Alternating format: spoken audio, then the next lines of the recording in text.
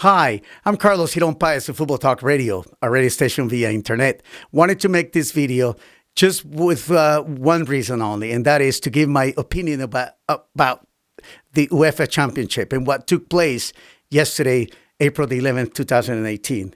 Especially on that game between Real Madrid and Juventus, that it was not until the end of the game, the aggregate time, it was where the referee called a PK, a penalty kick against the Juventus. And it was then that Gianluigi Buffon, the goalkeeper of the Juventus, he felt, he ran after the referee, tried to tell him no, that it was not a PK. But he was so aggressive the way that he was doing it that it seems like he pushed him. And so by doing that, the referee don't hesitate to give him a red card. So, yes, Buffon got kicked out of the game, and he did not have the opportunity to stop the PK that was executed by Cristiano Ronaldo. And with that goal, Real Madrid advanced to the round of four, the semifinals of the UEFA Championship. Why do I bring this up? And why do I want to give my opinion about what happened yesterday? It's very interesting and ironic sometimes that I found that by Buffon getting a red card and getting kicked out of the game, we have on the other team, Real Madrid, a player, an ex-professional player that now is their coach, and that is Zidane.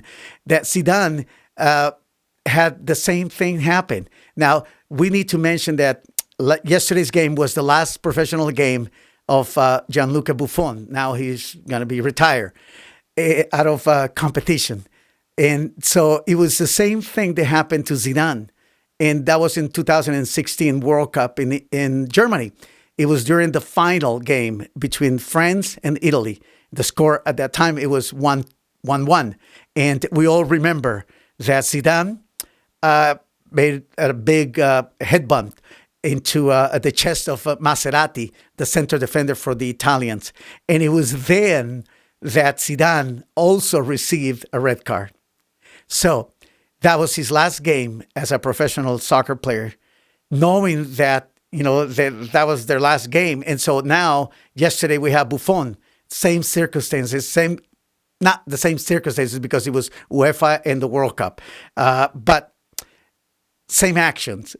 Both players, international, well-known, and iconic players that they have given so much to soccer, so much to their countries, to their clubs, that by doing an action like that, they both receive a red card on their last professional game. That's the emphasis that I want to make. That is not, it's so ironic that soccer is like that.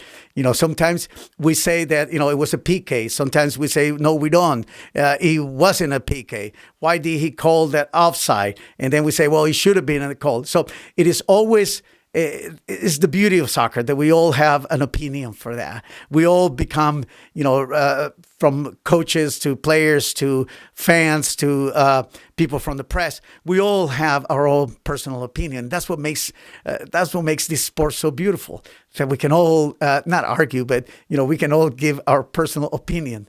Now it's going to be interesting to see this next World Cup in 2018, where the VAR is going to be introduced, which is, a repeat. There will be cameras all over around the fields to make sure that that the plays that our referees are calling, they are not doubtful. The people, they are being checked by other people around to make sure that is the right call.